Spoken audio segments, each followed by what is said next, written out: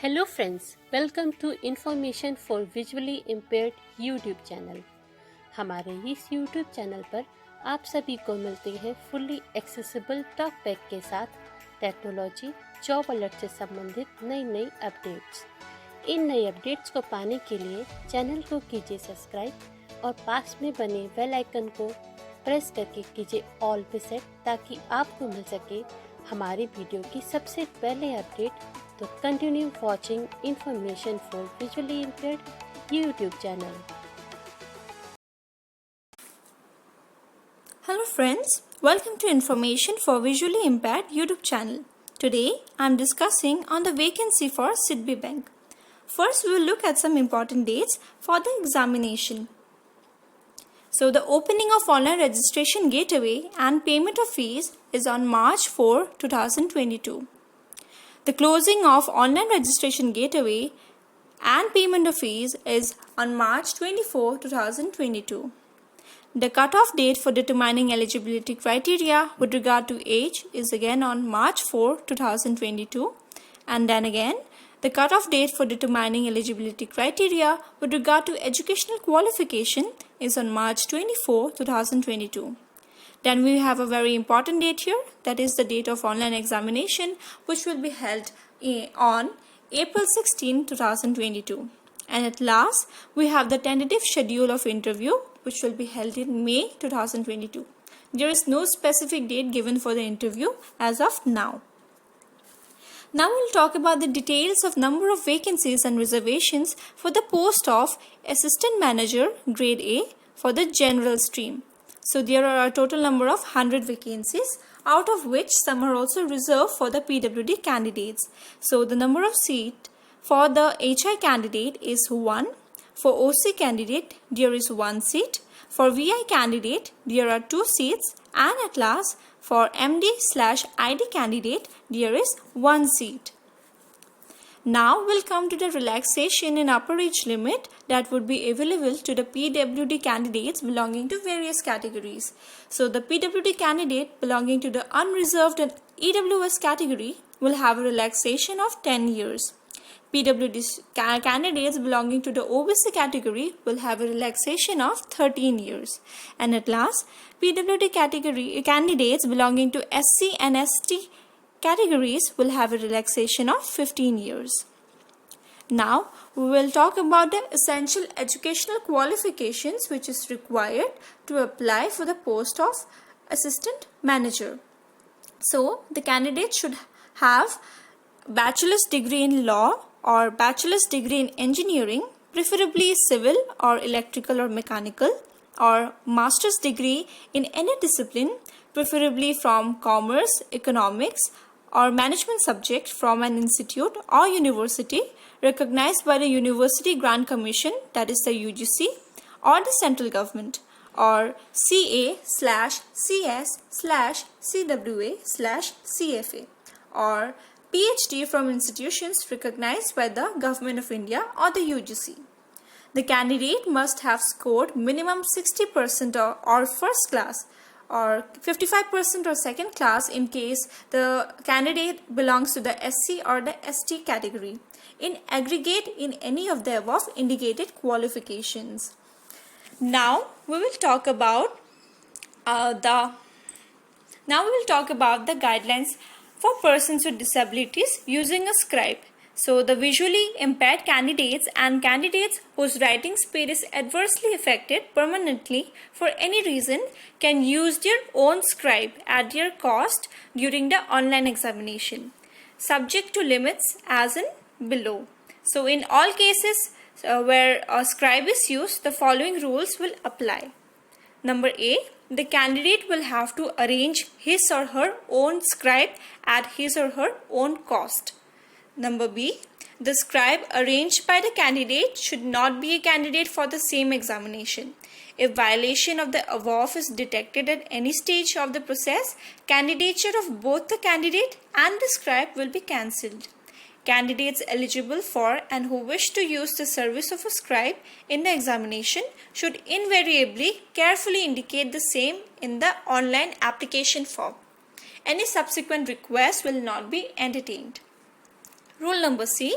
A person acting as a scribe for one candidate cannot be a scribe for the other candidate. And number D, the scribe may be from any academic stream. However, for posts in disciplines other than general, the scribe should be from an academic stream different from that prescribed for the post. This is a very important point. The candidate must keep this in mind.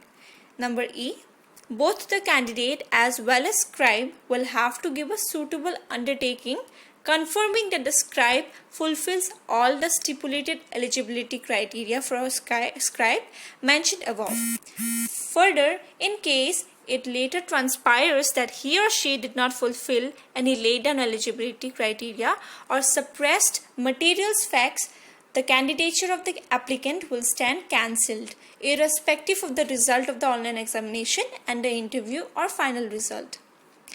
Rule number F, those candidates who use a scribe shall be eligible for compensatory time of 20 minutes for every hour of the examination or as otherwise advised. So the candidates will get 20 minutes per hour for the examination. Rule number G, scribe should not answer on his or her own. Any such behavior observed will result in cancellation of candidature. Rule number H, only candidates registered for compensatory time will be allowed such concessions, since compensatory time given to candidates shall be system based. It shall not be possible for the test conducting agency to allow such time if he or she is not registered for the same. Candidates not registered for compensatory time shall not be allowed such concessions. Number I, the candidates should opt for using scribe or compensatory time only if they are eligible for availing these services or concessions as per the rules and guidelines of Government of India under RPWD Act 2016 in this regard. Rule number J, the scribe will be allowed to be used as per the guidelines issued Wide Office Memorandum F number 16110/2003 DD3 dated February 26, 2013 of Government of India, Ministry of Social Justice and Empowerment, Department of Disability Affairs, New Delhi. And lastly, rule number K. During the exam, at any stage, if it is found that scribe is independently answering the questions, the exam session will be terminated and candidate's candidature will be cancelled. The candidature of such candidates using the services of a scribe will also be cancelled if it is reported after the examination by the test administrator personnel that the scribe independently answered the questions. So these are the rules for the scribe. Now at last we will talk about the selection procedure and the pattern of examination.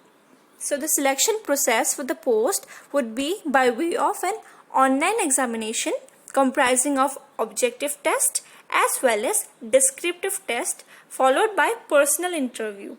Candidates who qualify based on the minimum cutoff marks decided by the SIDBI would be called for interview. So we have a pattern of examination here.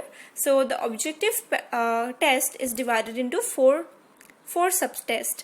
So the first test is that of English language. It will have 30 questions and a maximum of 30 marks. And time allotted for this test is 20 minutes. Then we have general awareness with special reference to banking and financial sector and economic and social issues. This section will have 50 questions and a maximum of 50 marks, and time allotted for this test is 30 minutes. Then we have reasoning aptitude. This section will have 40 questions and a maximum of 60 marks, and time allotted for this section is 40 minutes. And at last we have the quantitative aptitude test. It will have 40 questions and a maximum of 60 marks, and time allotted for this test is 30 minutes. So for the objective test, there are a total number of 160 questions and a maximum of 200 marks, and time allotted will be 120 minutes or 2 hours. Now we will talk about the descriptive test. So the online descriptive test, for this the candidates will be required to answer by typing on computer.